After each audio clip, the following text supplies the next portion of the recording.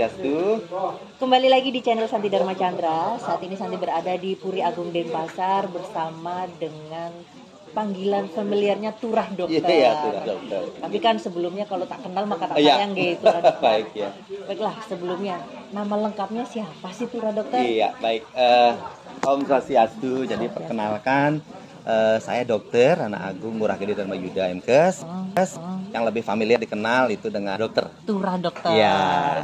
Jadi saat ini saya diberikan kepercayaan atau mandat oleh penggelingsir kami, ayah kami, kemudian kakak kami semua itu selaku ketua panitia atau Manggala Karya Pelebon Ide Cokorda Denpasar.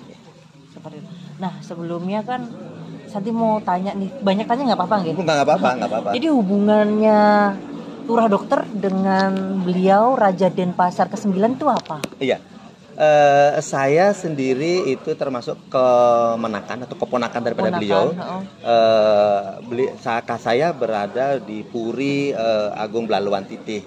Jadi Puri Agung Belaluan Titih itu termasuk putra langsung dari Raja Denpasar pertama dulu. Ya, jadi Puri Raja Denpasar 1 itu memiliki putra ada 9. Ya, dan 9 dan putra-putranya itu salah satunya adalah di tempat saya sendiri. Jadi saya lah termasuk keluarga dekat daripada Puri yang saat ini diberikan kepercayaan ya untuk menjadi Manggala Karya Pelebon Ide. Seperti itu.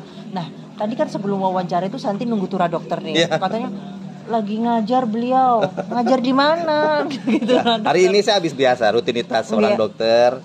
Ya, pagi saya tugas di pemerintahan di Kota Denpasar. Sore biasa. Di bagian apa? Saya di Dinas Kesehatan kebetulan kebetulan di Kepala Bidang Pencegahan dan Pengendalian Penyakit Menular. Jadi yang ngurusin COVID. Ngurusin COVID kemarin itu masih saya. Dan sorenya ya saya sebagai seorang profesional dari dokter. Ya, praktek lah. Di mana? Di daerah Kesiman, Jalan Turi. Ya, itu kebetulan di depan rumah juga. Ya. Terus ngajar juga? Ngajar juga ada. Jadi karena kita orang profesi dimintain tolong juga oleh kadang-kadang beberapa sekolah, ya, sekolah kesehatan ya, yang kaitannya dengan teknis kegiatan-kegiatan kami di Dinas Kesehatan. Seperti itu. Baiklah. Semangat buat Turah Dokter untuk menjaga garda terdepan Bali agar tidak ada penyakit menular. Dan melestarikan budaya juga. Melestarikan budaya. Jadi kegiatan profesi jalan, kemudian melestarikan budaya juga jalan. Contohnya budaya apa sih? Yang biasanya kan budaya kan banyak tuh. Kalau Turah Dokter lebih konsen ke mana budayanya? Ya, salah satunya yang ini ya, kita jangan sampai melupakan tradisi-tradisi yang ada di keluarga besar kita ya. Jadi minimal kita selaku putra, cucu atau waris gitu ya dari Puri ya, yang memiliki memang pusatnya budaya, yang minimal kita harus ikut melestarikan ya seni-seni budaya yang ada, termasuk bagaimana menetapkan atau meneruskan tatanan budaya seperti sekarang pelebon. Jadi apa itu pelebonnya, apa tatanan yang harus dilaksanakan, yaitu minimal kita harus mulai memahami ya gitu dan meneruskan gitu, karena ini sebuah warisan budaya yang maha luhung, maha agung gitu ya. Jadi jangan sampai kita baru kita lahir walaupun kita memiliki tugas profesi kita ntar dulu lah, lupakan dulu. Iya, biasanya kayak gitu. Terlalu mengejar. Sebenarnya gitu. Belajar itu bisa sambil jalan bersama-sama. Kapanpun pembelajaran itu bisa ada, dan yang paling penting, paling bagus adalah belajar dari pengalaman. Jadi kalau kita tidak mengambil pembelajaran dari sebuah pengalaman upacara yang sangat besar ya, tentunya kita akan tidak bisa melihat langsung, tidak terlibat langsung. Dan kalau kita tidak terlibat, kita tidak akan bisa. Ya, dan kita tidak akan tahu. Jadi disitulah, kalau cuma baca dari buku aja mungkin itu akan kita hanya bisa ingat sesaat aja gitu, tahu aja. Tapi kalau kita sudah melakukan langsung ataunya hand on gitu ya, ceritanya kita akan bisa ya memiliki kemampuan gitu. Ada skill, ada profesionalnya. Luar biasa. Baiklah, itu tadi untuk biografi tentang Turah Dokter dari nama lengkapnya yang panjang banget gitu kan. Terus profesinya apa juga banyak. Jadi sebelumnya nanti kita masuk di episode untuk diskusi tentang kegiatan Pelebon. Ya. Di Abiseke itu beliau bernama Cokorda Ngurah Mayun Samirana Sarjana Hukum. Ya, dan beliau kelahiran 15 Juni tahun 43. Dan besok genap ini, kalau 15 Juni ini berarti beliau pas berulang tahun ini. ke-80. Iya, yang ke-80. Ke-80. Ya, dan beliau selaku penglingsir memang di Puri Agung Denpasar. Dan dalam perjalanan ini banyak sekali beliau mendapatkan apa istilahnya tuntunan suci gitu ya, yang harus menuntut, dan beliau ini selaku penglingsir bukan hanya penglingsir saja, tapi beliau harus istilahnya biseke atau madeg raja. Dan itu pun beliau sudah tunda semenjak lama sekali. Beliau tunda karena kesibukan beliau juga melayani masyarakat, juga beliau sempat lama di anggota DPR juga, DPR RI ya. Oh, DPR RI pernah di Jakarta berarti? Iya, di Jakarta. Cukup lama beliau di sana. Jadi dengan kesibukan seperti itu beliau menunda dulu gitu loh. Menunda itu bukan keinginan beliau sebenarnya untuk abiseke ini, itu karena memang sudah ada tuntunan dari beliau dari Ida Sangewidi, yaitu penglingsir dari yang Dumun. Jadi ada tuntutan dari sana, akhirnya beliau mau tidak mau harus mengikuti jalan itu. Mengiyakan. Ya, mengiyakan. Dan akhirnya sekitar tahun 2005, 2006 itu genap 100 tahun Perang Pebutan Badung yang 1906. Jadi start tahun 2006 itu beliau akhirnya abiseka ya, bergelar Ide Cokordo Ngurah Jambi Pemecutan yang ke-9. Nah, Santi kemarin kan sudah di sini, terus banyak diskusi bahwasanya beliau juga yang mengumpulkan raja-raja Nusantara, mempunyai peran besar untuk mengumpulkan. Itu bagaimana sih ceritanya nih, Kak? Nah, inilah yang semenjak makanya dikatakan kenapa perjalanan abiseke ini menjadi sebuah bukan keinginan pribadi beliau, karena memang ada tuntutan dari masyarakat umum, kemudian jadi dari leluhur juga. Akhirnya 2006 ini menjadi sebuah tonggak gitu loh. Oh gitu. 2006 ini menjadi sebuah tonggak, sehingga keberadaan beliau itu memberikan pengaruh cukup besar ke bukan hanya di Bali saja, tapi Nusantara gitu loh. Ini gaung ini yang sangat besar pengaruhnya, sehingga beliau semangatnya gitu. Ya, jadinya raja-raja Nusantara yang ada saat ini itu merasa bahwa ini ada secara harapan untuk para raja-raja Nusantara ini untuk mulai berkumpul gitu ya, berkumpul dalam sebuah naungan. Nah, kebetulan beliaulah yang dinobatkan sebagai ketuanya, pimpinan dari keraton-keraton ya Nusantara itu gitu ya. Nah, sebelumnya kan Santi banyak belajar tentang sejarah, Tura Dokter. Bahwasanya sebelum negara Republik Indonesia ini merdeka, bahwasanya peran dari kerajaan itu sangat penting sekali di Nusantara ini kan. Betul. Jadi untuk menjaga teritorial ya. Jadi kalau dulu tanpa ada perang ya tidak akan ada berdirinya sebuah wilayah kerajaan. Jadi kerajaan inilah yang kan akhirnya menjadi cikal bakal munculnya negara kesatuan Republik Indonesia. Jadi kan wilayah-wilayah kerajaan inilah yang akhirnya sekarang ini menjadi ada provinsi, ada kabupaten, seperti itu kan. Jadi wilayah kerajaan inilah yang dijadikan tonggak atau momentum. Sama seperti Denpasar kan, berdirinya Puri Agung Denpasar atau Kerajaan Denpasar inilah menjadi tonggak lahirnya kota Denpasar. Oh, seperti itu. Ya. Jadi kita nggak boleh melupakan sejarah tentang kerajaan di Indonesia. Tidak boleh. Karena dari situlah munculnya sejarah. Kalau kita di Bali di istilahnya bahwa puri, pura, purane, purohite, ada pare. Di sini ini Puri itu megang peranan. Jadi kalau sudah ada Puri, ada Madaraja, berarti ada sejarah yang sudah dicatat mulai dari awal berdirinya sampai saja itu kita sebut sebagai Purana.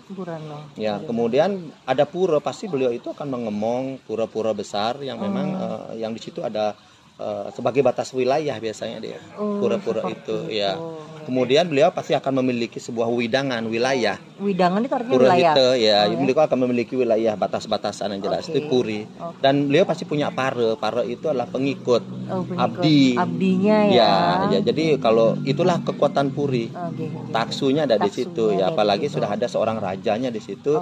Di situ dia akan memberikan istilahnya sebagai panutan, sebagai soko guru, sebagai hulu. Kalau di Bali kita bilang hulu itu ujungnya gitu loh. Jadi untuk keseluruhan baik itu keluarga terdekat, baik itu terhadap masyarakat, dan mungkin bisa keluar dari itu pengaruhnya seperti yang kita alami di Denpasar, bahwa beliau sekian kalinya dinobatkan sebagai ketua untuk di perhimpunan kerajaan Nusantara, keraton Nusantara itu. Jadi kan biasa. Berarti nggak aja di Bali, mungkin di Jogja juga iya. Iya, jadinya makanya beliau diundang kemana-mana. Jadi pertemuan, dan termasuk akhirnya beliau lah yang menginisiasi, menginisiasi ke DPR RI lewat DPD untuk Perjuangkan itu ya. Munculnya undang-undang untuk keraton itu kan. Itu. Ya, akhirnya beliau juga sampai diundang di istana juga. Oh, luar biasa. Nanti baru tahu ini. Ya, jadi itulah perjalanan dari semenjak 2006 itu, artinya seperti ada sinar suci ya. Ini di Bali memberikan ada pengaruh gitu jadinya. Dan beliau akhirnya yang dituakan, beliau yang diberikan mandat untuk mengawal kepentingan-kepentingan atau misi-misi daripada keraton-keraton yang ada di Nusantara yang selama ini itu sudah sepertinya berdiri sendiri-sendiri. Dia sekarang pingin ada sebuah wadah. Mungkin generasi muda juga masih belum banyak yang tahu. Jadi sebelumnya sukses banget buat Turah Dokter sudah diberikan penjelasan yang mungkin menambah knowledge kita. Jadi besok itu kan untuk acara itu namanya, nanti baca nggak karena nanti belum hafal nih. Dudonan karya Pelebon Nyawa Ngasti Wedana, Ida Cokorda Ngurah Jambe Pemecutan SH atau Raja Ida Cokorda Denpasar ke-9. Nah, sebelumnya ini sudah masuk di beberapa rangkaian acara. Betul. Kira-kira yang sudah dilakukan acara-acara sebelumnya itu apa saja sih, Turah Dokter? Ya, jadi ini kita sebenarnya ngambil prosesi yang upacara beliau ini cukup termasuk yang paling utama. Ya, Nyawa Ngasti Wedana ini termasuk utama karena tingkatan upacara di Bali itu ada 3, ada yang Niste, ada yang Madya dan Utama. Niste itu juga ada 3. Nistaning Niste, Nistaning Madya, Nistaning Utama. Madya juga begitu, Madya Niste, Madya, Madya Utama. Sekarang Utama juga ada 3. Dan ini termasuk tingkatan yang paling tinggi. Yang utama. Utama. Karena di sini akan ada istilah munggah patrang pancedatu. Nah, itu ada lagi seperti ada penambahan kelengkapan upacara beliau yang paling utama di situ. Makanya namanya juga bisa digaal. Nama lainnya adalah Nyawa Ngasti Wedana itu. Itu tingkatan utama. Nah, jadi karena besarnya tingginya tingkatan upacara ini sehingga memerlukan proses waktu yang cukup panjang. Waktu cukup panjang, dan kebetulan beliau setelah wafat kemarin itu makan waktu cukup panjang sampai hari baiknya di bulan Juni ini. Jadi kita udah melakukan upacara yang pertama itu adalah nyiramang. Nyiramang itu apa? Memandikan layon. Memandikan layon itu saat pas bulan purnama waktu itu. Setelah dimandikan beliau ditempatkan di balai adat kami, dan itu sesuai dengan tingkatan karyanya, dan kemudian dilanjutkan dengan istilahnya ngajum ngajum purite. Ngajum itu kita membuatkan badan lagi satu dalam bentuk uang kepeng itu yang nanti akan diisikan jarum pentul oleh seluruh keluarga. Itu istilahnya kita ngadegin beliau. Ngadegin beliau itu seperti kita itu seperti badan beliau kembali. Kita lagi rangkaikan dengan wastra atau kain-kain yang beliau sering gunakan. Kemudian baru dihidupkan kembali, diplaspas oleh Ratu Prande. Artinya diplaspas kembali. Jadi itu seperti raga beliau juga. Jadi raga kasarnya sudah dalam bentuk mayat.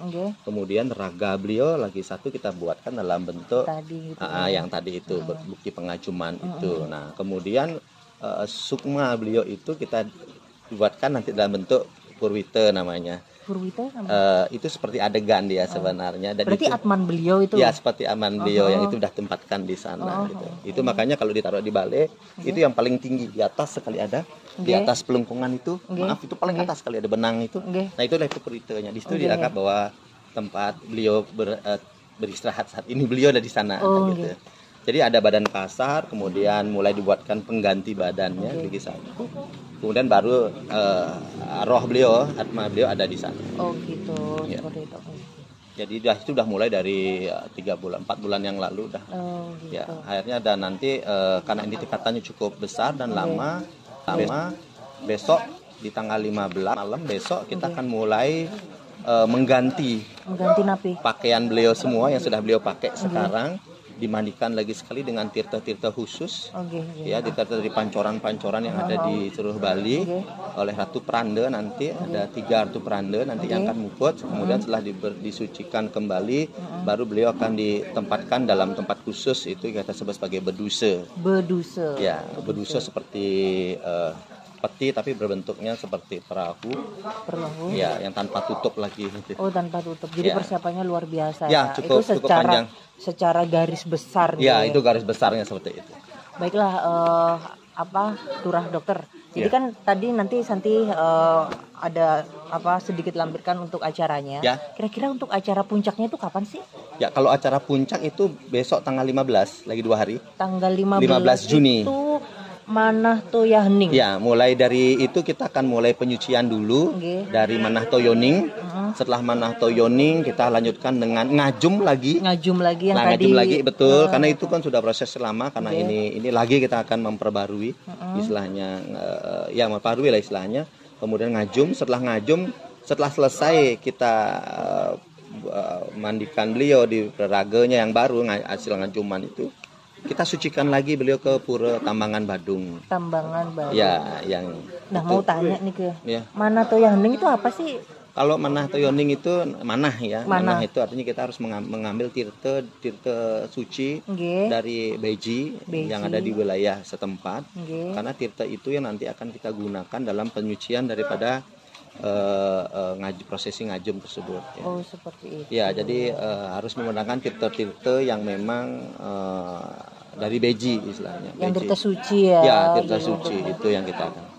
Dan itu pengambilannya memang khusus dengan upacara tertentu dan itu dilaksanakan oleh Ida Sang Maraga Suci Ratu Pranda juga. Ya. Berarti kalau boleh Santi simpulkan untuk acara puncaknya itu tanggal 15. Ya, tanggal 15. Ya, tanggal 15 karena itu prosesinya memang lanjut sampai Mesuci Tambang Badung.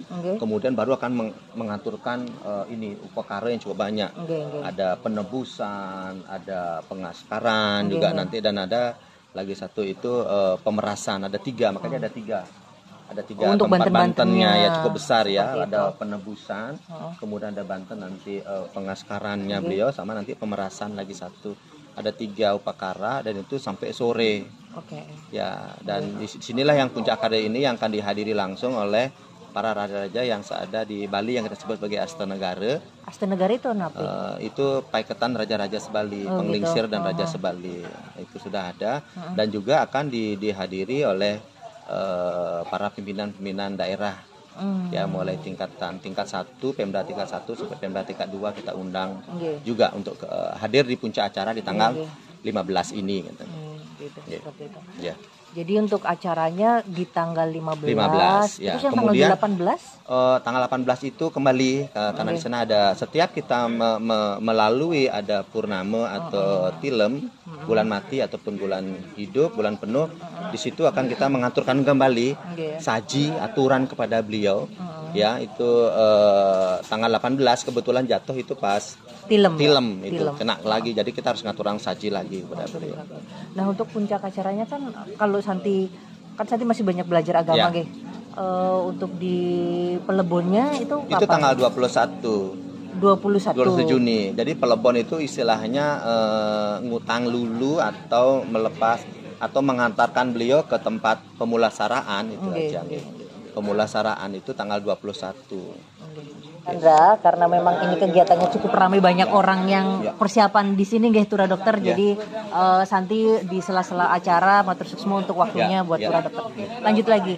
Kira-kira untuk waktu puncaknya itu tanggal berapa sih Tura Dokter? Iya, puncak karya Pelebon di Cokorde itu bertepatan tanggal 15 Juni. Lagi 2 hari ya dari sekarang. 2 hari lagi tanggal 15 Juni. Jadi itu kegiatan penuh dari pagi sampai sore sampai menjelang malam. Diawali dengan upacara mendaning atau nunasti tening yang pernah di beji di Belong Gede. Kemudian dilanjutkan jam 9 pagi itu sudah lanjut dengan prosesi ngajum kembali. Ngajum yang tadi itu akan sekarang ditambahkan dengan membuat adegan beliau jadi praraga lagi gitu. Ada simbolis, ada badan beliau dibentuk dalam bentuk wajah, lengkap ya semua itu adegan. Kemudian dilanjutkan dengan mesuci ke Pura Tambangan Badung. Mesuci ke Pura Tambangan Badung. Ya, itu memang ada histori sejarahnya kenapa kita harus ke sana ya, karena Pura itu memang kaitannya dengan Kerajaan Mangui dan Kerajaan Badung dulu yang bertempat di samping Setra Badung, ada pura cukup besar di sana. Nah, setelah itu kita lanjutkan lagi dengan prosesi namanya mentar ogoh-ogoh, mengarah ogoh-ogoh dan pemuspan. Itu memang sarana pengantar atma nanti itu semua ya, karena di situ akan ada ogoh-ogoh berupa cupanya, kemudian ada pemuspannya, dan saji lagi satu yang itu akan di pad atau dimentarin itu. Pet itu di pad artinya dia akan diarak. Oh, diarak gitu. Diarak. Jadi setelah pula mesuci pura Nambangan Badung itu sekitar jam 2 akan dilakukan prosesi berikutnya. Ngepet saji atau mentar saji dan pemuspan lengkap ogoh-ogoh sama balai pemuspan itu dan keliling mengitari puri. Mengitari puri mengitari puri, kemudian baru sajinya akan masuk diaturkan kepada beliau, dipuput oleh 3 sulinggih tu peranda.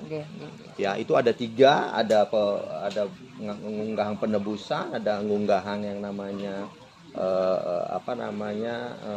Banten Ngaskare dan juga Banten untuk pemerasan. Ada 3 itu. Askare itu berarti aksara itu.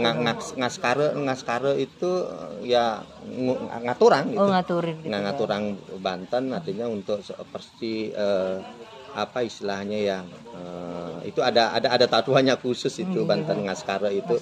Jadi saji ditambahkan dengan istilahnya stiti atau menghidupkan kembali gitu. Seperti itu. Ya, untuk Banten menghidupkan kembali roh-roh beliau gitu ya. Nah, itu Ngaskare gitu ya. Kurang lebih seperti itu. Nah, terus untuk tanggal 18? 18 itu akan kena tilem lagi. Iya, pasti tilem. Nah, jadi kalau selama proses cukup panjang 4 bulan ini, setiap kena purnama, bulan hidup, bulan penuh dan bulan mati, tilem kita akan haturkan kembali. Apa itu? Saji tarpane saji gitu tarpane. ya. Saji tarpane cuman tingkatannya sedikit beda-beda sesuai dengan itu aturan dari puri-puri.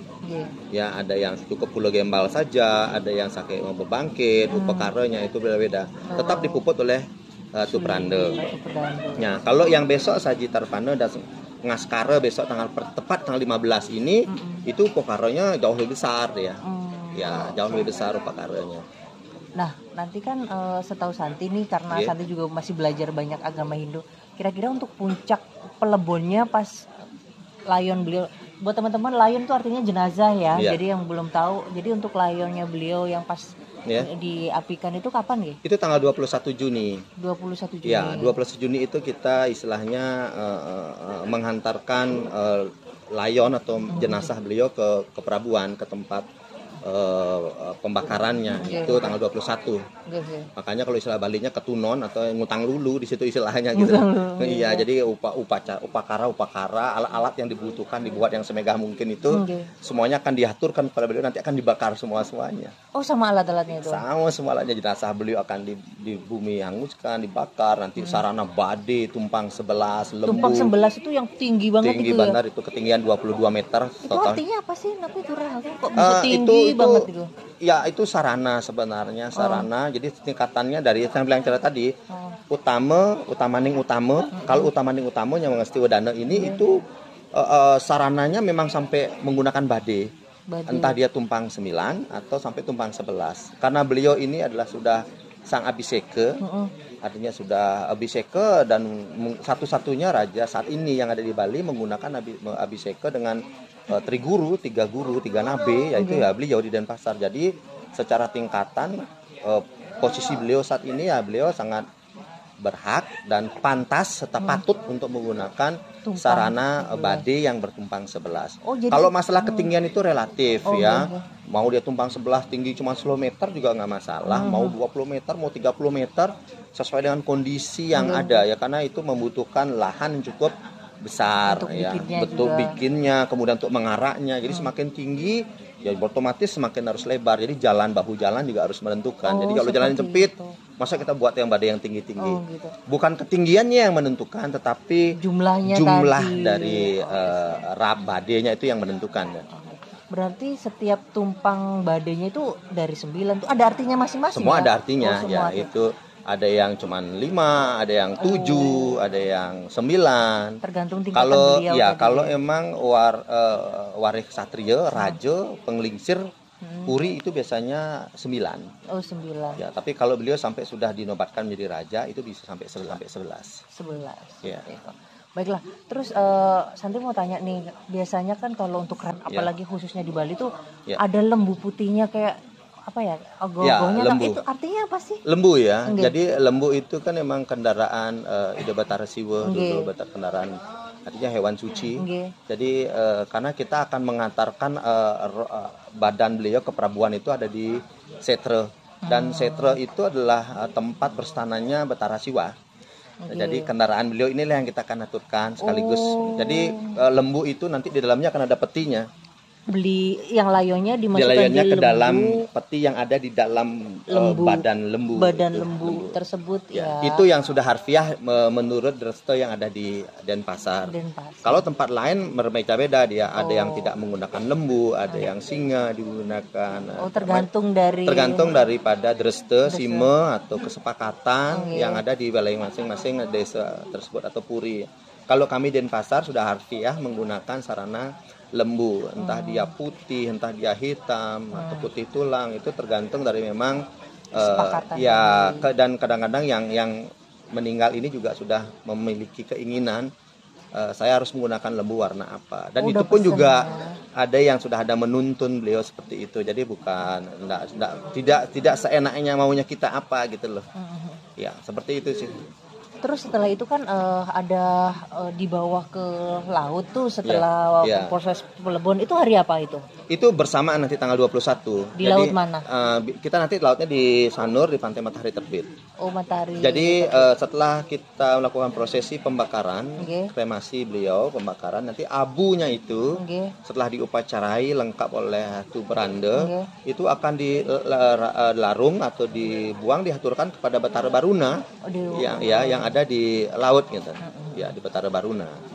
Tapi kan acara nggak sampai di situ gitu, dokter, masih ada lagi. Nanti setelah selesai merarung di laut, kita anggap beliau sudah menyatu dengan alam. Kemudian nanti 3 hari berikutnya kita akan ada upacara Mekekelut.